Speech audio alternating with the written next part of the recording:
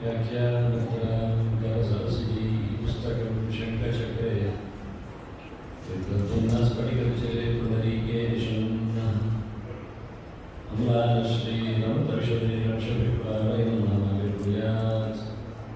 अनगरहिमानसेवागधीश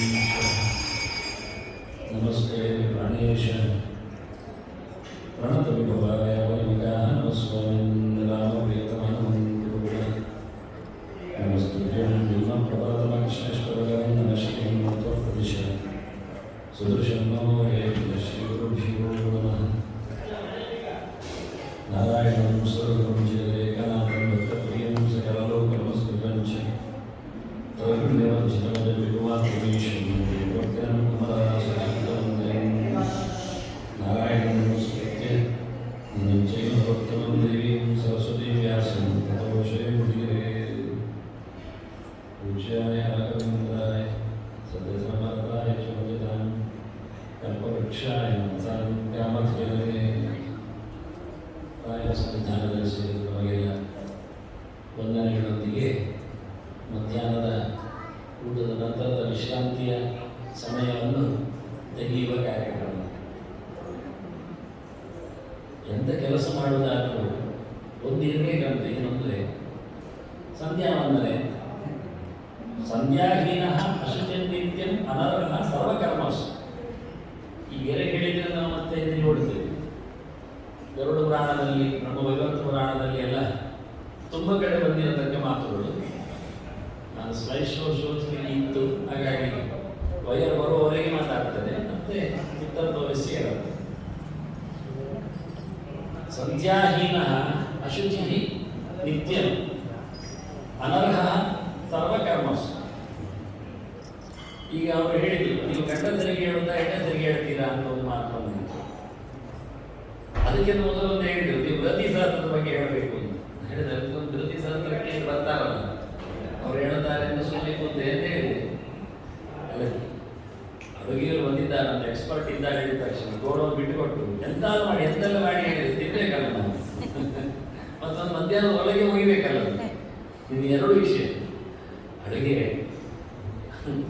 ಅದರಿಂದ ನಾನಿದ್ದೇನೆ ಹೇಳಿದ ತಕ್ಷಣ ಎಲ್ಲ ಹಾಕ್ಲಿಕ್ಕೆ ಆಗೋದಿಲ್ಲ, ಒಂದೇ ಕೇಳಬೇಕಾಗ್ತದೆ.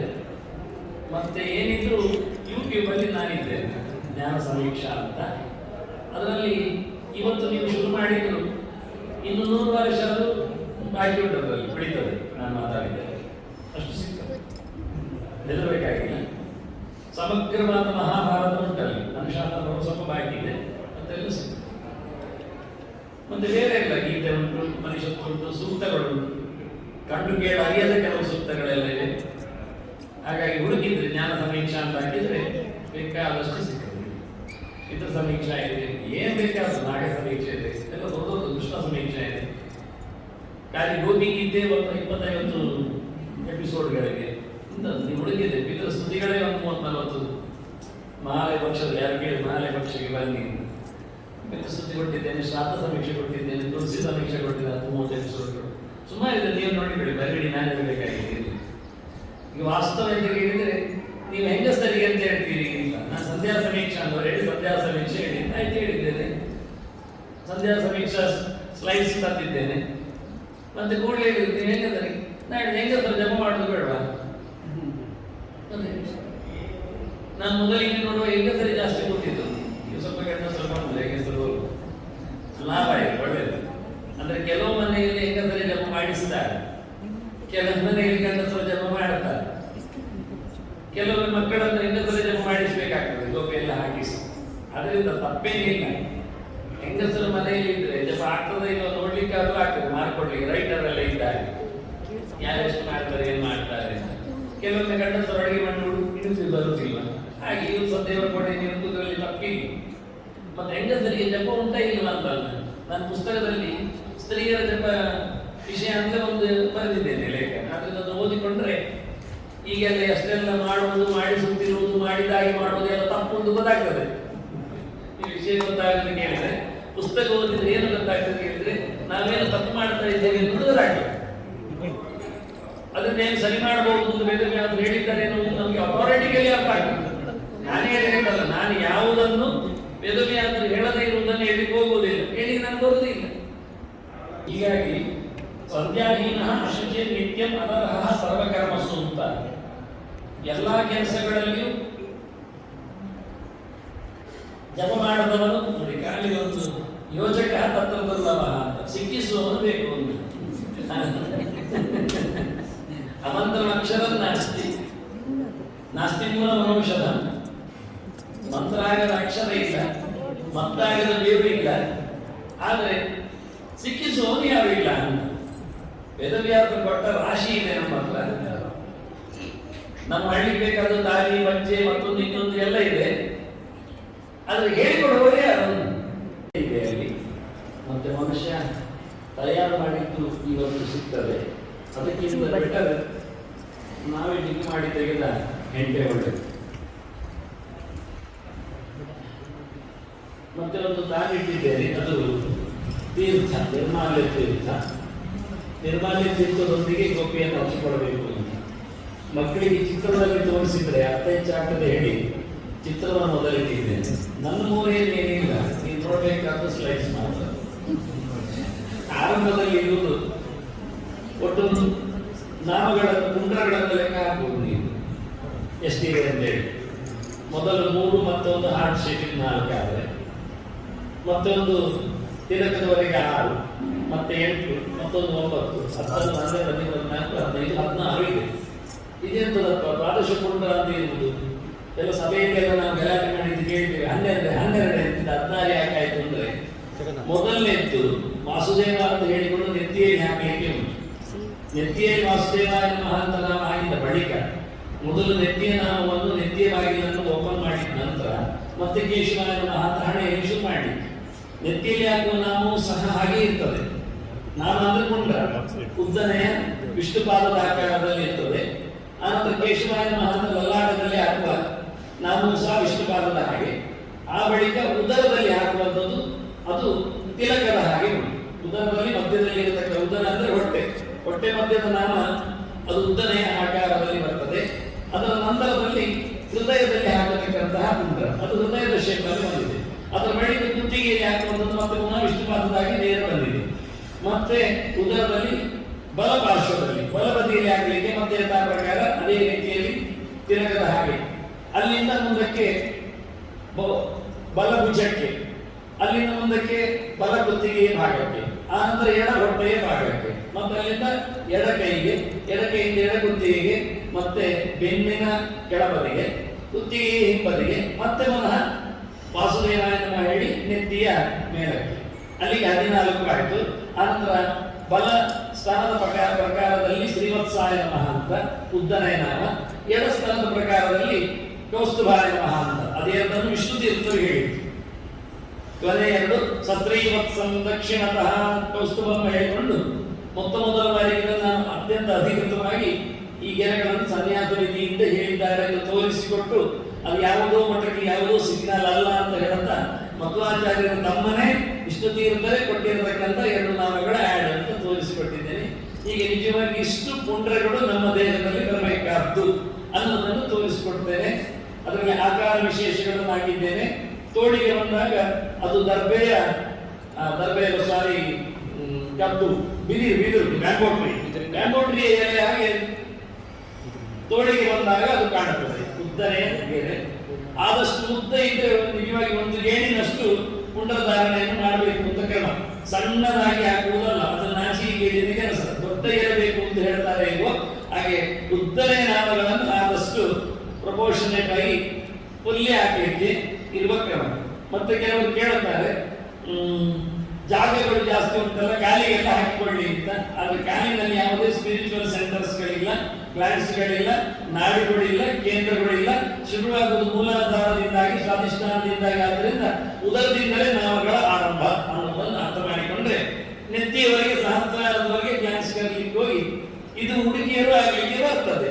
ಎಲ್ಲ ಬೇಕಾಗಿಲ್ಲ ಅಂದ್ರೂ ಕಮ್ಮಿ ಆದ್ರೂ ಹಾಕ್ಬಹುದು, 4 ಹಾಕ್ಬಹುದು ಕಮ್ಮಿ ಅಂದ್ರೆ. ಹಾಗಾಗಿ ಪ್ರತ್ಯೇಕವಾಗಿ ನಾನು ತೋರಿಸಲಿಲ್ಲ.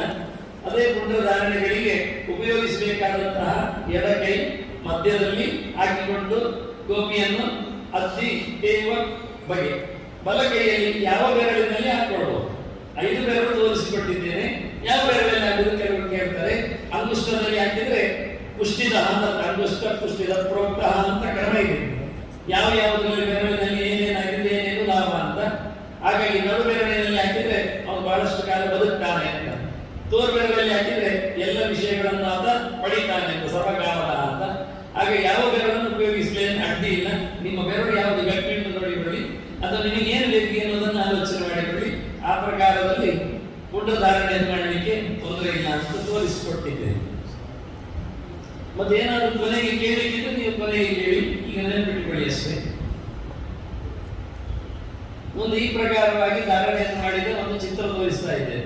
ಮೊದಲ ಬಾರಿಗೆ ಆಚಾರ್ಯ ಮಧ್ವರ ಚಿತ್ರಕ್ಕೆ ನಾನು ಆಗಿ ಮುದ್ರೆಯಲ್ಲಾಗಿದ್ದು ನಾನೇ. ಎಷ್ಟೋ ಜನ ಬೈದಿದ್ದಾರೆ ನನಗೆ ಆಗ, ಆದ್ರೆ ನಾನು ಏನು ಮಾತಾಡಲಿಲ್ಲ. ಯಾರ್ಯಾರದ್ದು ಮೂವರೆ ನೋಡಿಕೊಂಡು ನಾವು ಅಂದ್ರೆ ಮಕ್ಕಳು ಕಲಿಯುವಾಗ ಅದನ್ನು ನೋಡಿ ಕಲಿತಾರೆ, ಇದನ್ನು ನೋಡಿ ಎಷ್ಟೋ ಜನ ಕಲಿತದ್ದು ಹೇಳ್ತಾರೆ ನನ್ನ ಹತ್ರ.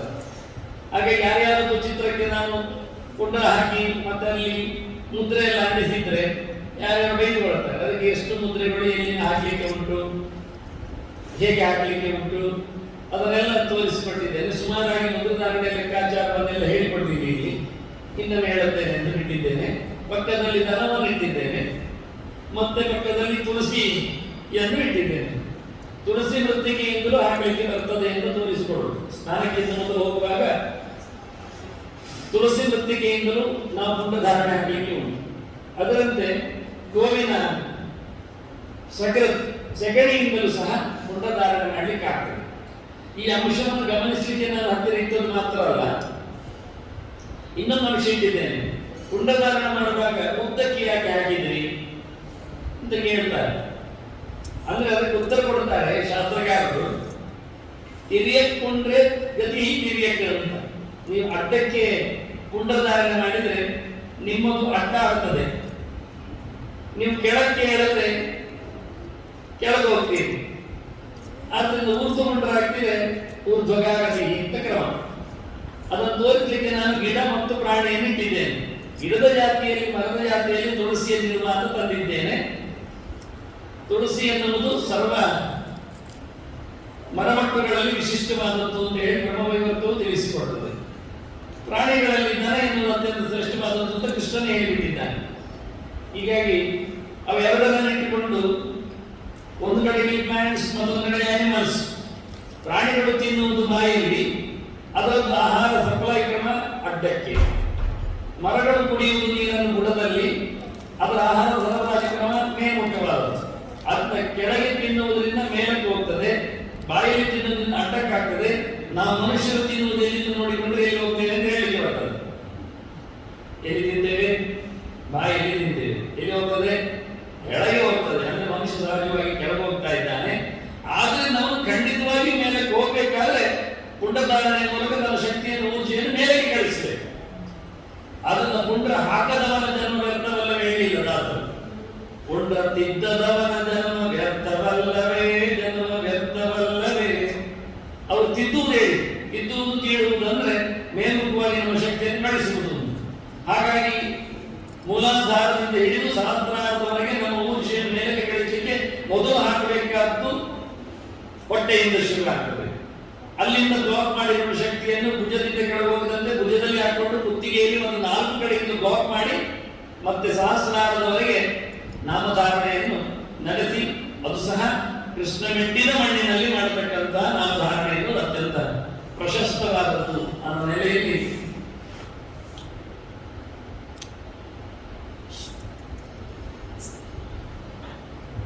ಇದೆಲ್ಲ ಮಧ್ವಾಚಾರ್ಯ ನಮಗೆ ಹೇಳಿಬಿಟ್ಟು ಉದ್ದಪುಟ್ಟ ವಿಹೀನಸ್ಯ ಸ್ಮಶಾನ ಸದೃಶಂ ಮುಖಂ ಅಂತ ಹೇಳ್ತಾ ಉದ್ದ ಹಾಕುವುದೆಲ್ಲ ಬಂದದ್ದು ಅದು ಮಧ್ವಾಚಾರ್ಯ ಇನ್ಫ್ಲುಯೆನ್ಸ್.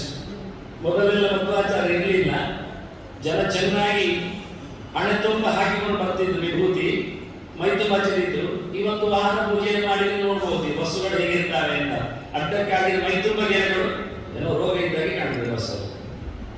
ಹಾಗಾಗಿ ಅದೇ ಇರ್ಬೋದು ಅಂತ ಜನಕ್ಕೆ ಅಭಿಪ್ರಾಯ. ಇವಾಗ ಕೆಲವರು ಅಯ್ಯಪ್ಪ ಅಂತ ಹೇಳಿಕೊಳ್ಳುವವರೆಲ್ಲ ಹಾಕೊಂಡು ಹೋಗ್ತಾರಲ್ಲ, ಇಲ್ಲಿ ನಗಶಿಕಾ ಅಂತ ಹಾಕೋದಿಲ್ಲ. ಅದು ಆಗೋ ತಪ್ಪೇನು ಹೇಳಿಲ್ಲ, ತಿಳ್ಕೊಳ್ಳದೆ ಇರುವುದು ತಪ್ಪವಾಗುತ್ತಾಗ್ತದೆ.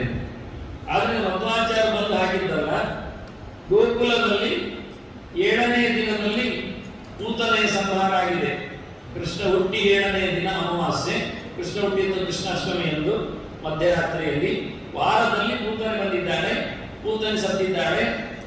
ಹೊತ್ತುಕೊಂಡ ಯಶೋದೆ ದನದ ಸೆಗಣಿಯಿಂದ ಮಗುವಿಗೆ 12 ಜಾಗಗಳಲ್ಲಿ ಪುಂಡ್ರ ಹಾಕಿದ್ದಾಳೆ. ದ್ವಾದಶಾಂಗೇಶು ನಾಮ ಸುರುಗೋ ಸಕೃತ ಪುನರ್ಗೋರದ ಸರ್ಪಕಂ ಅಂತ ಇದು ಭಾಗವತ ಹೇಳ್ತಾ ಅವರು ಶುಕಾಚಾರ್ಯ ಹೇಳ್ತಾ ಇದ್ದಾರೆ. ಶುಕಾಚಾರ್ಯ ಅಂದ್ರೆ ನಮ್ಗೆ ಗೊತ್ತುಂಟು ಶಿವ ಅಂತ. ಶಿವನೇ ಹೇಳ್ತಾನೆ ಉದ್ದನೆಯ ನಾಮವನ್ನು ಕೃಷ್ಣನಿಗೆ ಯಶೋದೆ ಗೋಕುಲದಲ್ಲಿ ಹಾಕಿದ್ದಾನೆ ಅಂತ. ಅವಳೇನು ಯೂನಿವರ್ಸಿಟಿಗೆ ಹೋಗಿದ್ದಾಳ ಇರ್ಬೋದು ಅಂತ ಹೇಳೋಣ. ಅಲ್ಲಿ ನಾವು ಗೊಲ್ಲದಿದ್ದಾಳೆ. ಅವಳೇ 7 ದಿನದ ಮಗುವಿಗೆ ಗೋಮೂತ್ರ ಸ್ನಾಪಯಿತ್ವಾಚ ಗೋಮೂತ್ರದಿಂದ ಮಗುವನ್ನು ನೀಗಿಸಿ. ಇವತ್ತು ನಾವನ್ನ ಯಾರು ಕೇಳುತ್ತೇವೆ, ಏನೆಲ್ಲ ಥೆರಪಿ ಹೇಳ್ತೇವೆ ನೋಡಿ, ಪಂಚಗವ್ಯ ಚಿಕಿತ್ಸೆ. ನಮಗೆ ಪಂಚಾಮೃತ ಗೊತ್ತು, ಪಂಚಗವ್ಯ ತಗೊಂಡು ಬರ್ತೀವಿ. ಯಾಕಂದ್ರೆ ಪಂಚಗವ್ಯದಲ್ಲಿ ಗೋಮೂತ್ರ ಗೋಮಯ ಸೇರ್ತದೆ, ಪಂಚಾಮೃತದಲ್ಲಿ ಸೇರುವುದಿಲ್ಲ. ಅದು ತುಂಬ ಮೊಸರೆಲ್ಲ ಮಾತ್ರ ಇರ್ತದೆ. ಅದಾದ್ರೆ ನಾವು ಎಷ್ಟು ಹಿಡಿತೇವೆ ದೊಣ್ಣೆಯಲ್ಲಿ. ಅವಳು ಮಾಡಿದ್ದು ಗೋಮೂತ್ರದಲ್ಲಿ ಮಗುವನ್ನು 7 ದಿನದ ಮಗು ಲೆಕ್ಕ ಹೇಳಿ, ಅದಕ್ಕೋಸ್ಕರ ದಿನ ಹೇಳಿ ನಾನು 7 ದಿನದ ಮಗುವನ್ನು ಅವಳು ಮಾಡಿದ ರೀತಿ, ಅದರ 12 ಜಾಗ ಮೊದಲು ಸಿಗಲಿ ನಮಗೆ. ದ್ವಾದಶಾಂಗೇಶು ನಾಮ ಅಂತಾರೆ. ಅದು ಕೇಶವಾಯ ನಮಃ ನಾರಾಯಣ ಹೇಳುತ್ತಾರೆ. ಅದು ಯಾರು ಪಾಠ ಮಾಡಿದ್ದಾರೆ? ಶಿಬಿರ ಯಾರು ಮಾಡಿದ್ದಾರೆ? ಹೆಂಗಸರು ಕಲೀಲಿಕ್ಕಿಲ್ಲ, ಕಲೀಲಿಕ್ಕೆ ಬರುವುದಿಲ್ಲ, ಊಟಕ್ಕೆ ಮಾತ್ರ ಬರ್ತಾರೆ ಹೇಳೋದಕ್ಕೆ ಹೇಳಿದ್ದ. ಇದು ನಾನೀಗ ಯಾರಿಗೆ ಪಾಠ ಮಾಡಿದೆ? ಈಗ ಪೂತನೆಯ ಪಾಠವನ್ನು, ಯಶೋದೆಯ ಚಿಂತನೆಯನ್ನು, ಆ ಮಗುವಿಗೆ ಪುಟ್ಟ ಮಗು ದುರ್ಬಲನಾಗಿಲ್ಲ, ಚೌಡ ಆಗಿಲ್ಲ, ಇದನ್ನು ನಾನು ಹೆಂಗಸರಿಗೆ ಹೇಳಿದ ಮತ್ತೆ ಯಾರಿಗೆ ಹೇಳೋದು? ನಾನು ಆ ಮಗುವನ್ನು ಸ್ನಾನ ಮಾಡಿಸಲು ಗಂಡ ಮತ್ತೆ ಮತ್ತೆ ಚಿತ್ರರಂಜನೆಯಲ್ಲಿ ಸಂಧ್ಯಾ ಸಮೀಕ್ಷೆ ಅಂತ ಎದುರುಕೊಡ್ತಿದ್ರು. ಜಪವ ಇನ್ಯಾರು ಬರೋದಿಲ್ಲ ಅಂತ. ಯಾರು ಬರೋದು ಬೇಡ. ನನಗೆ ವ್ಯೂವರ್ಸ್ ಹೊರಗಿದ್ದಾರೆ. ಮೊನ್ನೆ ಗ್ರಹಣ ಮಾಡಿದ್ದಕ್ಕೆ 2.5 ಲಕ್ಷ ಜನ ನೋಡಿದ್ದಾರೆ. ಹೊರಗೆ ಬೇಕಾದಷ್ಟು ಇದ್ದಾರೆ. ನನಗೇನಂತೆ, ನಾನು ಓದ್ನಂದ್ರು ಓದುವರಿದ್ದಾರೆ. ಮಧ್ವಾಚಾರ್ಯ ಓದ್ನಂದ್ರೆ ನಾವೇ ಮಧ್ವಾಚಾರ್ಯ ಹೆಸರು ಹೇಳಿದ್ದೀನಿ. ಯಾಕಂದ್ರೆ ನೆನಪಿಸುವುದಿಲ್ಲ. ಹಾಗೆ ಕೆಲಸ ಮಾಡುವುದು ಶಾಶ್ವತ ಆಗಿರಬೇಕು. ಅದಕ್ಕೆ ಹೇಳ್ತಾ ಇದ್ದೇನೆ, ಪ್ರತಿಯೊಬ್ಬರ ಹೆಂಗಸರು 7 ದಿನದ ಮಗುವಿಗೆ ಎಲ್ಲಿರ್ತಾರೆ? 7 ದಿನದ ಮಗು ಯೋಚನೆ ಮಾಡಿಕೊಳ್ಳಿ. ನಮ್ಮ ಶಾಸ್ತ್ರ ಏನು ಸುಮ್ಮನೆ ಹೇಳಿಕೊಂಡದ್ದಲ್ಲ. ಯಾರು ಬೆಪ್ಪರಾಗಿ ಕೂತ್ಕೊಳ್ಳಿಲ್ಲ. ಉದ್ಯಾನಂತೆ ಪುರುಷ ನಾಮಯಾನಂ. ನೀನು ಮೇಲಕ್ಕೆ ಹೋಗ್ಬೇಕು ಅಂತ ನಾನು ನಿನಗೆ ನಾವು ಮೇಲಕ್ಕೆ ಹಾಕಿ ಹೇಳಿಕೊಟ್ಟಿದ್ದೇನೆ, ನೀನು ಕೆಳಗೋಗ್ಲಿಕ್ಕೆ ಬಂದದ್ದಲ್ಲ ಅಂತ ಹೇಳಿಬಿಟ್ಟಿದ್ದಾರೆ ಅವರು. ಇದು ಬೇರೆ ಹೇಳಿದ ಮಾತು, ನಮ್ಮನ್ನು ಎಚ್ಚರಿಸಿದ ರೀತಿ. ನಾವು ಟ್ರಾನ್ಸ್ಫರ್ ಮಾಡಲಿಲ್ಲ, ಜನಕ್ಕೆ ಹೇಳಿಕೊಡ್ಲಿಲ್ಲ, ಮುಟ್ಲಿಕ್ಕೆ ಹೋಗ್ಲಿಲ್ಲ.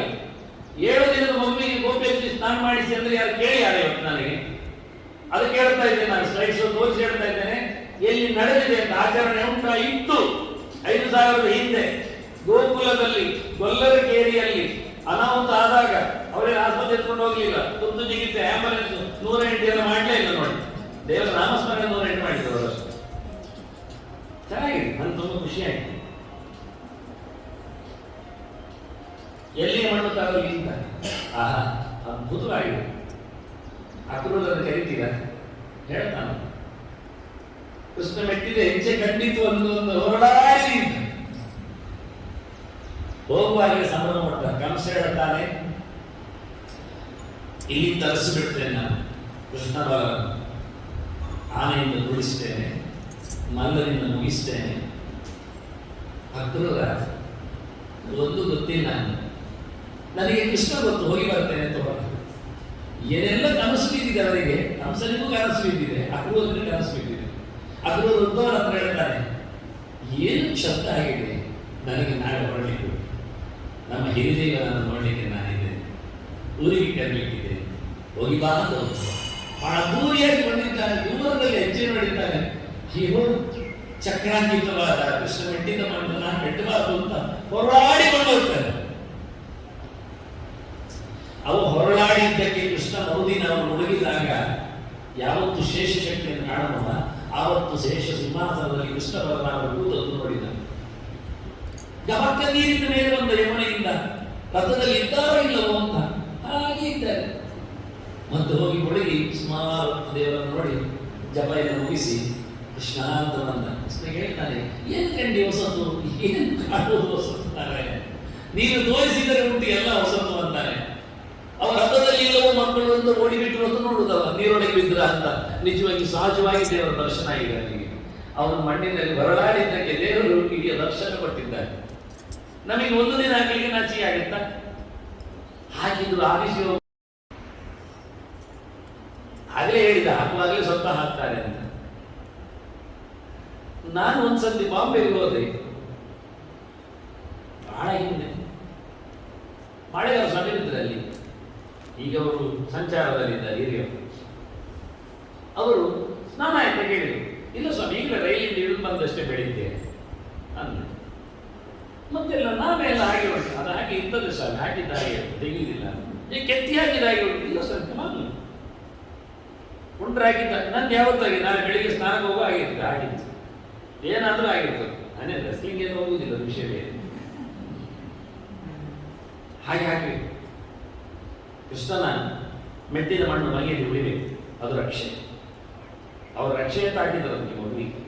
ಅವನೇನು ಅದ್ದೂರಿಯಾಗಿ ಇದು ಮೆಟ್ಟುವುದಿಲ್ಲ ಅಂತ ಹೇಳಿದ್ರೆ ಒಳಾರಿಕೊಂಡು ಕೃಷ್ಣನ ಪಾದದ ಹತ್ತಿರದವರೆಗೆ ಹೋಗಿದ್ದಾನೆ ಅಕ್ರೂರ. ಆದ್ದರಿಂದ ಗೋಕುಲದ ಮಣ್ಣು ನಮಗೆ ಬೇಕು, ದ್ವಾರಕೆಯ ಮಣ್ಣು ನಮಗೆ ಬೇಕು. ಕೃಷ್ಣನೇ ಮಾಡಿದ ನಿರ್ಮಿತಿ ದ್ವಾರಕೆ. ತಾನೇ ತನ್ನ ನೆಲವನ್ನು ತಂದುಕೊಂಡ. ನೋಡಿ ಕೃಷ್ಣ ಎಷ್ಟು ಜೋರು ಅಂತ. ನಾವು ಯಾರು ಕಟ್ಟಿದ ಜಾಗ ಮನೆ ಬೇಡ ಅಂತ. ಹೊಸದಾಗಿ ಸಮುದ್ರದ ಮಧ್ಯದಲ್ಲಿ ಗರುಡನ ಹತ್ರ ಕೇಳಿದ, ಎಲ್ಲಿ ಜಾಗ ನೋಡು ನನಗೆ ಅಂತ. ಇಲ್ಲಿದೆ ಅಂತ. ಅವರೊಂದು ವಿಚಿತ್ರ ಮನುಷ್ಯ, ಸಮುದ್ರ ಮಧ್ಯದಲ್ಲಿ ತೋರಿಸ್ತಾನೆ. ಸರಿ ಅಂತ ವಿಶ್ವಕರ್ಮನನ್ನು ಹೇಳಿದ. ಏನು ಅಂದ್ರೆ 16,100 ಬೆಡಗಿಯರಿಗೂ ಪ್ರತ್ಯೇಕವಾದ ಸೌಧ, ಚೇಂಬರ್ ಅಲ್ಲ, ಮನೆ ಅಲ್ಲ, ಕೋಣೆ ಅಲ್ಲ, ಸೌಧ. ಒಬ್ಬೊಬ್ಬರಿಗೆ ಒಂದೊಂದು ಅರಮನೆ, ಅವರದ್ದೇ ಪ್ರತ್ಯೇಕವಾದ ಸ್ವಿಮ್ಮಿಂಗ್ ಪೂಲ, ಉದ್ಯಾನವನವ, ಆಂದೋಲಿಕ ಮಂಚವ, ಎಲ್ಲ ಒಂದೊಂದು ಹುಡುಗಿಯರಿಗೆ 100 ಸಖಿಯರು, ಗೆಳತಿಯರು, ಕೆಲಸಗಾರರು. ಒಬ್ಬರಿಗಾಗುವುದಿಲ್ಲ. ಕೋಟಿ ಗಟ್ಟಲೆ ಯಾದವ ಆಚಾರ್ಯರಿದ್ದು ಶಿಷ್ಯರು ಬಿಡಬೇಕು. ಅಷ್ಟು ದೊಡ್ಡ ದ್ವಾರೆ. ಸುತ್ತಮುತ್ತಲಿನ ಸಮುದ್ರವನ್ನು ಸಿಹಿ ನೀರು ಮಾಡಿಬಿಟ್ಟಿದ್ದಾನೆ ಕೃಷ್ಣ. ಸಮುದ್ರ ಮಧ್ಯದಲ್ಲಿ ಕಟ್ಟಿರು. ನಾನು ಹೋದ ಬಳಿಕ 7 ದಿನದಲ್ಲಿ ಹೋಗುತ್ತೆ ಅಂತ ಹೇಳಿ ಹೋಗಿದ್ದಾನೆ. ಅರ್ಜುನನಿಗೆ ಹೋಗಿದೆ. ಉಳಿಗಿದ್ದು ಗೊತ್ತಿದೆ ಜನರಿಗೆ. ಕುರುಹ ಸಿಕ್ಕಿದೆ, ಮತ್ತೊಮ್ಮೆ ಕಟ್ಟಿದ್ದಾರೆ, ಮತ್ತು ಸಮುದ್ರ ಹೇಳ್ಕೊಂಡಿದೆ, ಮಗದೊಮ್ಮೆ ಕಟ್ಟಿದ್ದಾರೆ, ಅದನ್ನು ತೆಗೆದಿದೆ. ಈಗ ಕಟ್ಟಿರುವಂಥದ್ದು 3ನೇ ಏನು ಇತಿಹಾಸ ಪ್ರಕಾರದಲ್ಲಿ ಒರಿಜಿನಲ್ ಅಲ್ಲ. ಮುಳುಗಿರೋದು ಒರಿಜಿನಲ್ ಅಂತಲ್ಲ, ಅದು ಸಿಗುವುದೇ ಇಲ್ಲ. ವಿಶ್ವಕರ್ಮನ ನಮಗೆ ಎಲ್ಲಿ ಸಿಗ್ತದೆ? ಇದು ರೀಸೆಂಟ್ಲಿ ಒಳಗೆ ಸಮುದ್ರದೊಳಗೆ ತೋರಿಸಿಕೊಟ್ಟ ಚಿತ್ರ ಇದು. ಮೋದಿಯವರು ಹೋಗಿ ನೋಡಿದ ತಾಣಗಳೆಲ್ಲ ಇವೆ. ನಾವೆಲ್ಲ ಹೋಗಿ ನೋಡ್ಲಿಕ್ಕೆ ಬರ್ತದೆ ಅಂತ ಮಾಡಿದ್ದಾರೆ, ಆದರೆ ಇನ್ನು ಬಿಡ್ತಾ ಇಲ್ಲ, ಅದನ್ನು ವ್ಯವಸ್ಥೆ ಮಾಡ್ತಾ ಇಲ್ಲ. ಕೆಲವು ರಾಜಕೀಯ ಇದೆ. ಅಂತೂ ಕೃಷ್ಣನ ದ್ವಾರಕೆಯ ಮಣ್ಣು ಅದನ್ನು ನಿರ್ಮಿಸಿದ್ದು ವೈಕುಂಠದಿಂದ, ಶ್ವೇತದ್ವೀಪದಿಂದ. ಅದರಿಂದ ಅಂತಹ ಮಣ್ಣು ಹಚ್ಚಿಕೊಂಡಾಗ ಮನುಷ್ಯ ಸಹಜವಾಗಿ ದೇವರೆಡೆಗೆ ಸಾಕ್ತಾನೆ. ಇದು ಪಂಚಮುದ್ರೆ. ಆಕಾರ ವಿಶೇಷಗಳು ಸುಮಾರಿವೆ ಹಂಚಿಕೊಳ್ಳಿಕ್ಕಿರುವಂಥದ್ದು. ಒಂದೊಂದಕ್ಕೂ ಒಂದೊಂದು ಇತಿಹಾಸಗಳಿವೆ.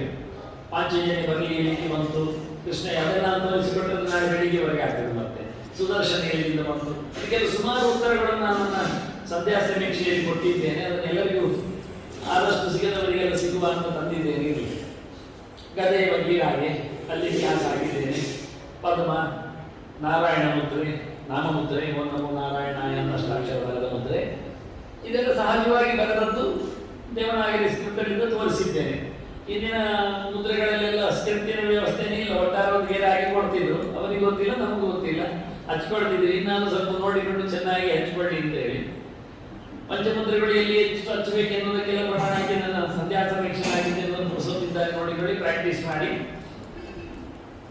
ಈಗ ಕಮೋತಿಯಲ್ಲಿ ಕೇಳಿದ್ರೆ ಪಂಚ ಆಯುಧಗಳ ಮುದ್ರೆ ಎಂದು ಹೇಳಿತ್ತು. ಮರೆತು ಹೋದ ಸಂಗತಿಗಳು, ತಪ್ಪಿ ಹೋದ ಆಚರಣೆಗಳು, ಸಿಕ್ಕಿಸಬೇಕಾದ ವಿಷಯಗಳು ಅಂತ ಕೆಲವೆಲ್ಲ ಇರುತ್ತದೆ. ಬಲ ಕೈಯಲ್ಲಿ ಚಕ್ರದ ಧಾರಣೆ, ಎಡಗೈಯಲ್ಲಿ ಶಂಕರ ಧಾರಣೆ, ಇದೆರಡು ಹೆಚ್ಚಿನವರಿಗೆ ಗೊತ್ತುಂಟು, ವಿಷಯ ಆಯಿತು ಅಂತ. ಆ ನಂತರ ಹೃದಯ ನಂದ ಕಂಚೈವ, ಹೃದಯದಲ್ಲಿ ಕತ್ತಿಯನ್ನು ಹಚ್ಚಿಕೊಳ್ಳಿ. ಬಿಟ್ಟು ಹೋದ ಇವತ್ತಿನ ಸಂಗತಿ. ದೇವರ ಕೈಯಲ್ಲಿ ಇನ್ನೊಂದು ಆಯುಧ ಇರುವುದು ಕತ್ತಿ ಮತ್ತೆ ದಾಲ್ ಚರ್ಮ.